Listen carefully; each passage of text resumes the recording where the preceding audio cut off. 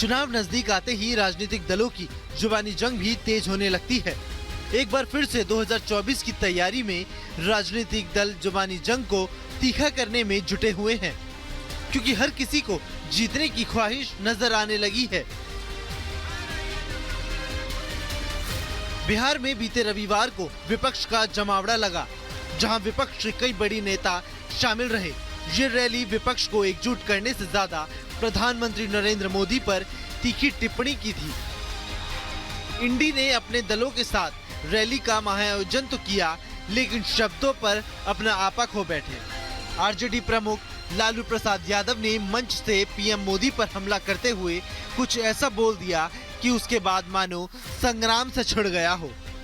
वजह थी लालू की बदजुबानी, जो पीएम मोदी के खिलाफ थी। परिवारवाद पर बोलते बोलते लालू प्रसाद यादव ने पीएम मोदी पर पारिवारिक जिंदगी पर भी हमला बोल डाला। लालू ने सियासी हड़कंप मचाया तो बीजेपी ने भी बिना देरी के हमला बोलना शुरू कर दिया।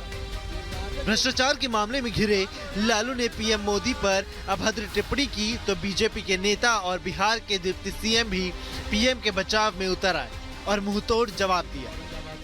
राजद ये नौटंकीबाजों की पार्टी है। जिस बिहार लोकतंत्र की जननी रही, यहाँ लीडर पैदा होता था। ये राजद जैसे लोगों में लीडर नहीं, ये एक्टर के काम कर रहे हैं। आर से राइट फॉर गुंडागर्दी, जॉब फॉर लैंड जैसे, और डी से डेवलपमेंट ऑफ फैमिली।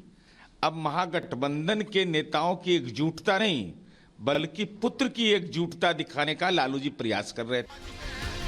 लालू ने मंच पर बैठे विपक्ष के नेताओं को खुश करने के लिए पीएम पर तो हमला बोला, लेकिन कुछ ही देर में लालू और विपक्ष का ये पैंतरा उल्टा पड़ गया। बीजेपी और एनडीए सहयोगी दलों के नेता एक एक कर विपक्ष पर जमकर हमला बोलने लगे, जिसके बाद सियासी भूचाल सा आ गया हो। लेकिन इंडी की तरफ से आए इस तरह के बयान ये दर्शा रहे हैं कि विपक्ष बेचैन है। विपक्ष को समझ नहीं आ रहा कि कैसे मोदी का सामना किया जाए। हालांकि चुनाव के दौरान शुरू हुए इस जुबानी जंग का असर जनता पर कितना पड़ेगा, इसका जवाब जनता कैसे देगी, इसके लिए अभी थोड़ा इंतजार करना होगा। Bureau report, Republic Bharat. बात दिल्ली शराब घोटाले मामले की कर लेते हैं, क्योंकि यह घोटाला दिल्ली के मुख्यमंत्री और आम आदमी पार्टी के राष्ट्रीय संयोजक अरविंद केजरीवाल के लिए एक बहुत बड़ी आफत बन चुका है। अरविंद केजरीवाल को ईडी ने एक बार फिर से समन किया है और यह समन 8वां समन है। इससे पहले 7 समन आम आदमी पार्टी नकार चुकी है। केजरीवाल पेश नहीं हुए और बार बार यही बोला गया कि ईडी का समन गैर कानूनी है। रिपोर्ट देखें।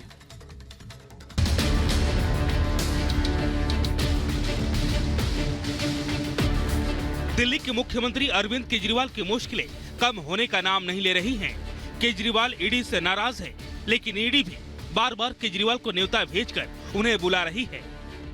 शराब घोटाला दिल्ली सरकार के लिए गले की फांस बन चुका है।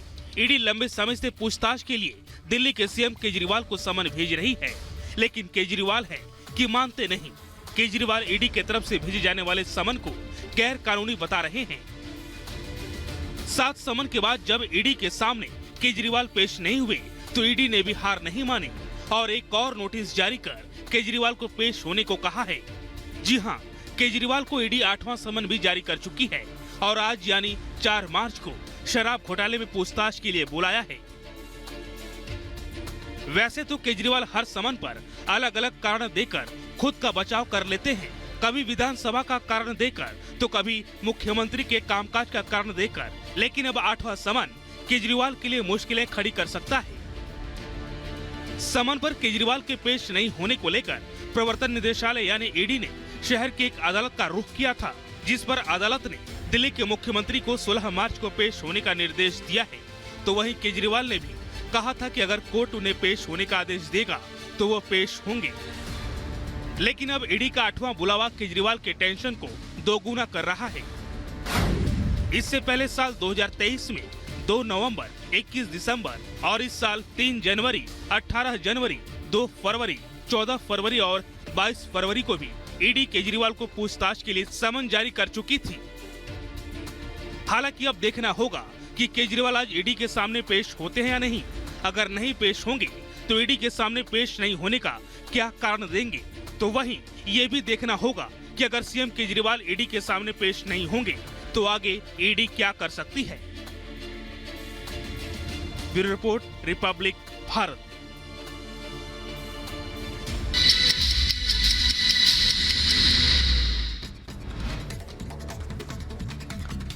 पाकिस्तान में आज शपथ ग्रहण समारोह, पीएम पद की शपथ लेंगे शहबाज शरीफ। पाकिस्तान की नेशनल असेंबली में शहबाज शरीफ के खिलाफ नारेबाजी, इमरान खान के समर्थक सांसदों ने वोट चोर और शर्म करो के नारे लगाए। शहबाज शरीफ ने धांधली के मांगे सबूत। इजरायल ने गाजा सहायता काफिले पर हमले के दावे को नकारा, कहा आईडीएफ की ओर से नहीं किया गया अटैक, भगदड़ के चलते मारे गए ज्यादातर लोग। इजरायली सैनिकों ने गाजा में 100 से ज्यादा हमास आतंकियों को खत्म किया, दर्जनों आतंकवादियों को गिरफ्तार करने का भी दावा किया। दक्षिणी इजरायल की ओर से गाजा में हमास आतंकियों के ठिकानों पर अटैक, विस्फोट के बाद दिखा धुएं का गुब्बार।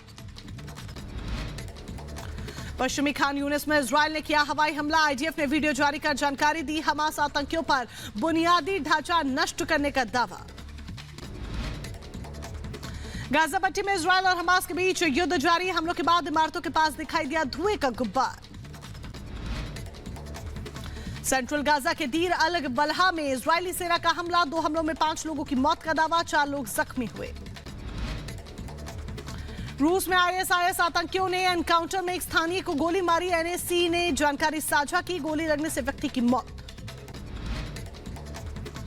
रूस के आतंकवाद विरोधी अभियान में आईएसआईएस के 6 आतंकवादी ढेर किए गए, सुरक्षा एजेंसियों ने तीसरी मंजिल पर छिपे आतंकियों को मुठभेड़ के बाद मार गिराया।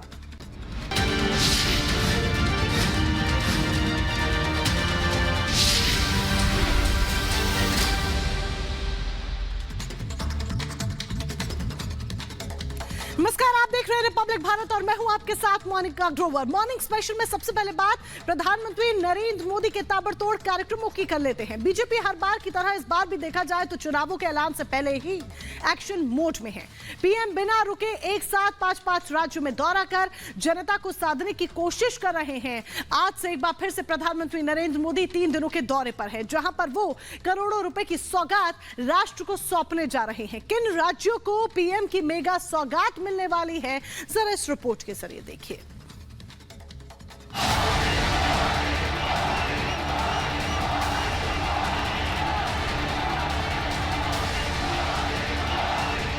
हर सफर है खास और राजनीतिक सफर की तो अलग है बात। साल 2024 हर राजनीतिक दलों के लिए खास और महत्वपूर्ण साबित होने वाला है। लोकसभा चुनाव की तारीखों के ऐलान में सिर्फ कुछ ही दिनों का समय बचा है और उससे पहले हर राजनीतिक दल जनता के लिए दिल को छू लेने की पुरजोर कोशिश में जुटे हुए हैं। बीजेपी